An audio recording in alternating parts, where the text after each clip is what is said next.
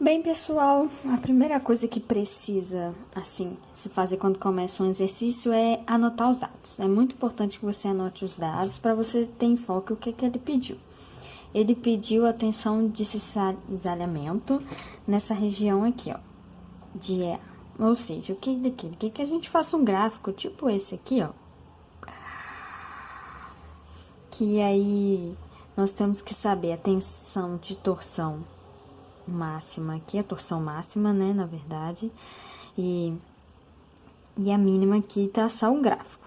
Então, nosso alvo desse exercício é fazer um gráficozinho assim. Então, eu anotei os dados, tá vendo? Eu anotei o diâmetro interno aqui e o diâmetro externo aqui, tá vendo? 25, 32. Aí eu já fiz o raio, porque na verdade acaba que a gente trabalha muito com raio.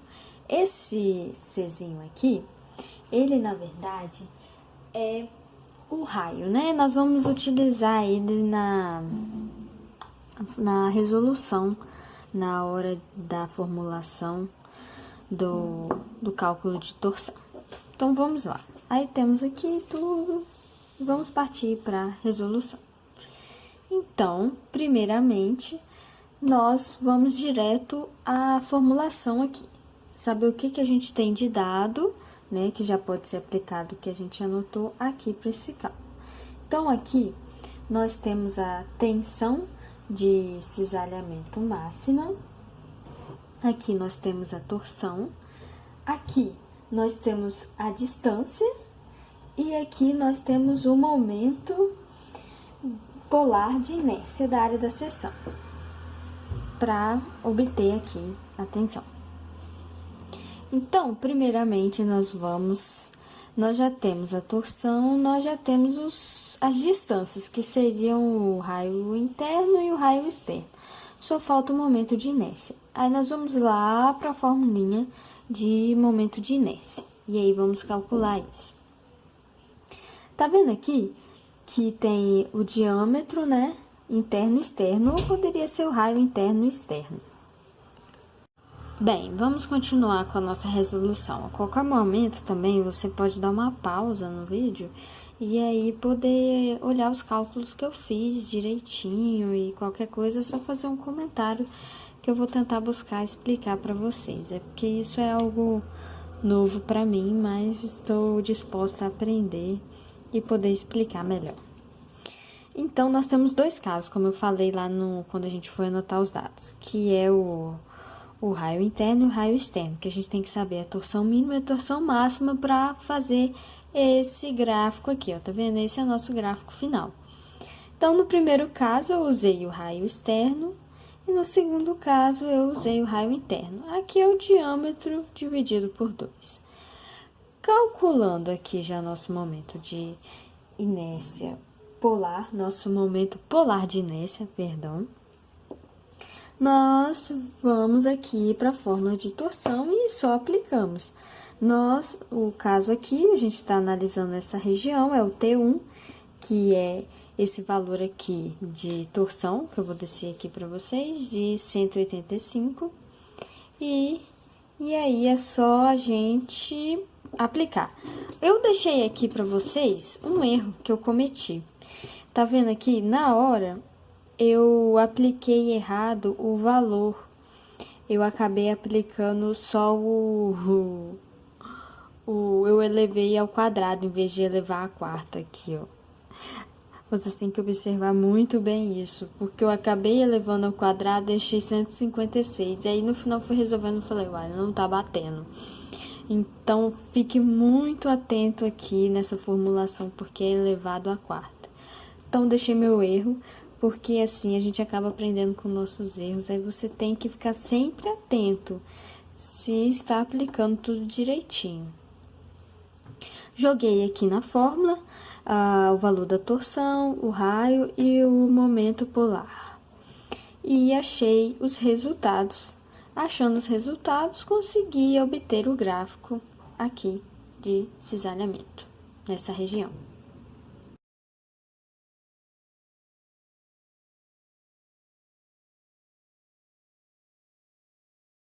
Bem, pessoal, esse exercício, então, ele se trata do seguinte: achar esse valor de H aqui em cima dos dados que ele nos deu, que foi uma tensão normal admissível e uma tensão cisalhante admissível.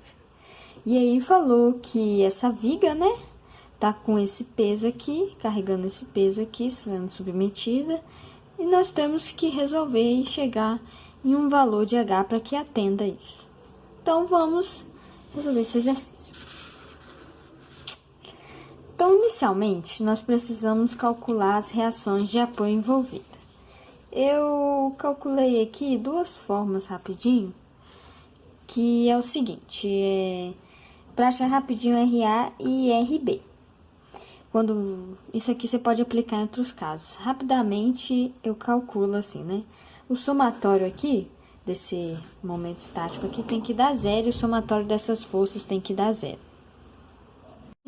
O somatório das reações de apoio RA, RB e 6 kN tem que ser igual a zero. Eu adotei aqui que a reação para cima ela é positiva e para baixo negativo. Aí, cheguei a essa equação aqui. Eu ainda não sei RA nem RB, né? Daqui a pouco eu já vou descobrir. Então, eu vou partir para o momento.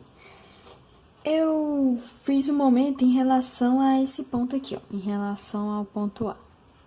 E apliquei a fórmula de momento, que é a força vezes o braço de alavanca, e achei RB, porque nesse caso aqui, o momento em relação a acaba que não tem braço de alavanca, então RA fica nulo. Achei RB e RA. Só que nesse caso desse exercício, nós vamos precisar dos diagramas de esforços, porque vai ser bom para visualizar, para achar o H, né? A formulação do H.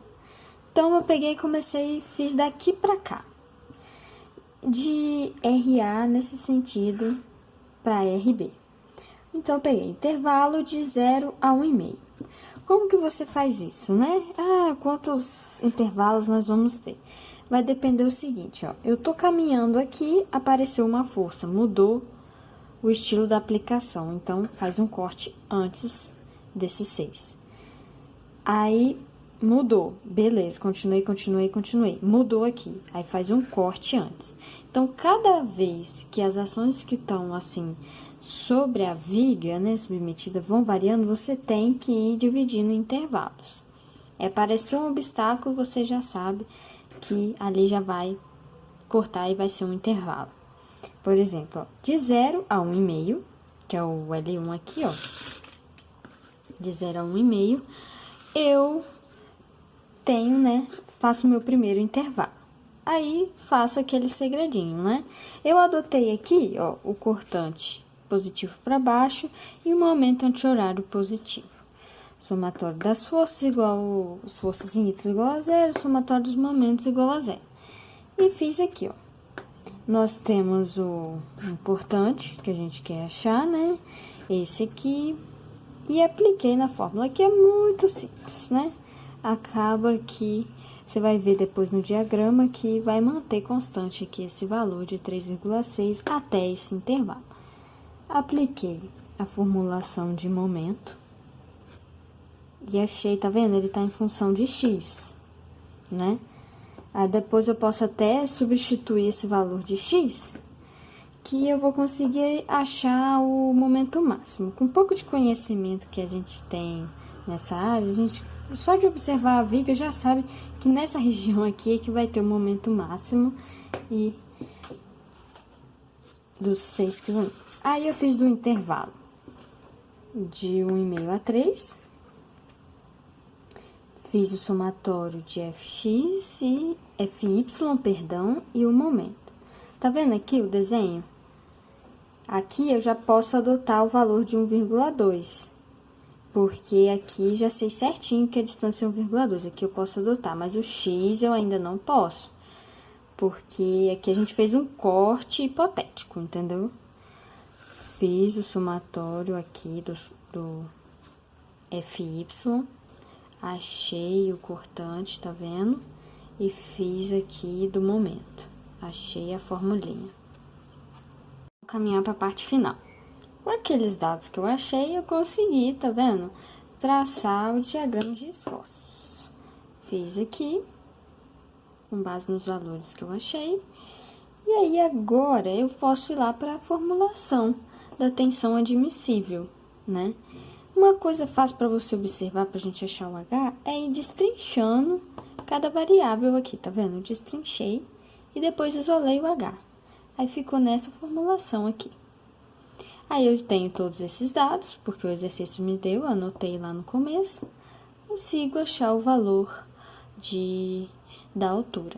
Aí, nós arredondamos aqui, nesse caso, eu dei uma arredondada para 160, para ser algo mais usual, para você fazer uma viga, né? Uma coisa mais simples, dei uma arredondada.